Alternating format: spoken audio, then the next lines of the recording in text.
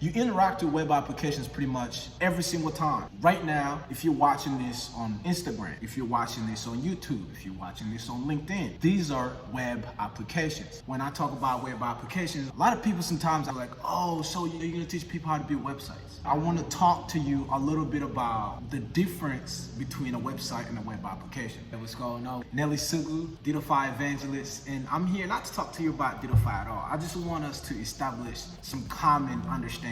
When I talk about web applications, a lot of people sometimes are like, oh, so you're gonna teach people how to build websites. I wanna talk to you a little bit about the difference between a website and a web application. Now, a website, in your browser, type in nellysugu.com. What you will see is a website. And what that is just one scrolling page, tells you a little bit about me, tells you a bit about what I do, shows you some testimonials from my past students, it shows you like a little form that you can fill out. Now, that site is hella static. And when I'm talking about static, that site, you open it today, you open it tomorrow, you open it next month. Hopefully, if I have not updated it, that site will stay the same. It's static. It's not changing. The only thing that changes is maybe if you go click a button, you navigate to another page. But apart from that, the content is not changing. Again, a website is just a page that's static. Sometimes you might have multiple pages. You might click on one button, you see another page and another page, but those pages are just static pages. Pages whose content do not change. That is a website. Now, when it comes to a web application, right now, if you're watching this on Instagram, if you're watching this on YouTube, if you're watching this on LinkedIn, these are web applications.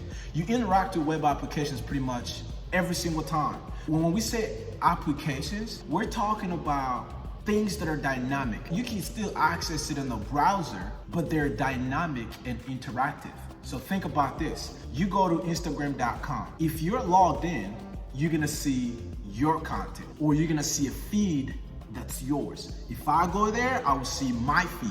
If you're not signed in, you will see a form where you gotta sign in. If you don't even have an account, you're gonna have to create an account. So you're gonna start entering information, and after entering the information, you get signed in and you get shown something that's totally different from what I see. That is interactive and dynamic web page, but an interactive and dynamic web page is called a web application. A static web page is called a website.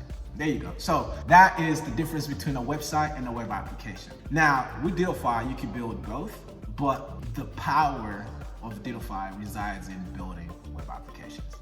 Until next time, tell me what you think. Did you know the difference between a website and a web application?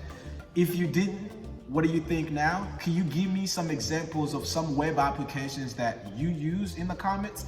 Can you give me some examples of websites that you use in your life? Next up, I'm gonna talk about what is a full stack web application. So you can look forward to hearing about a full stack web application. If you're a good student, if you are one of those students that want to get ahead, start looking that up. What is a full stack web application? When we say full stack web application, what are the components of a full stack web application? What makes a full stack web application? What are some components? What makes it different from just a web application? There you go, there's your homework. Again, Nelly Sugu here, Dittofi evangelist. If you are super excited about Dittofi, if you want to know more about Dittofi, go to dittofi.com and learn more about what you can do with this platform that I believe is pretty dope. Peace.